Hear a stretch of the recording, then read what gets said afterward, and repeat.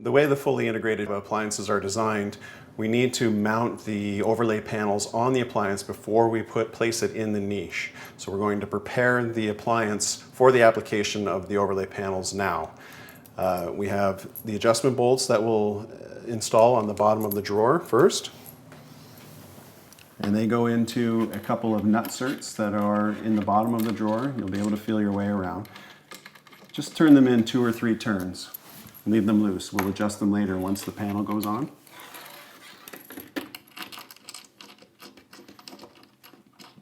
And then we're also left with all of the hanger bolts and adjustment screws.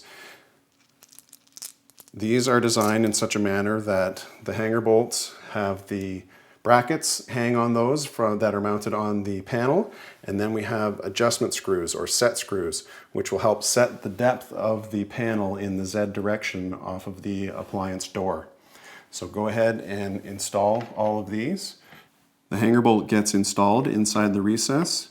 Once you catch the thread, you only need 2 or 3 turns. You still want the hanger bolt out enough so that when the bracket, which is mounted on the overlay panel, can fit over top, and you see once the bracket's in place and the panel's in place, we will have the ability to adjust the panel left and right as well as up and down and still be engaged with the hanger bolt. Being able to adjust in the Z direction is achieved using this set screw. Again, the set screw is installed with the Allen key head going into the appliance door, and so we'll thread that as far down as we can. We want it basically flush with this foam surround piece. If it's difficult to do with your fingers, I'll show you how to adjust it from the inside. Sometimes the set screws are a little more difficult to get all the way in so that they're flush with the foam, just using your fingers. So what we can do is basically open the door, and this is how we'll make all of our adjustments later on once the panel is installed, but using your 4mm Allen key, you can go through, gently pushing the gasket back out of the way, make sure you don't do any damage to it, and you can engage the set screw and thread it the rest of the way in until it becomes flush with the foam.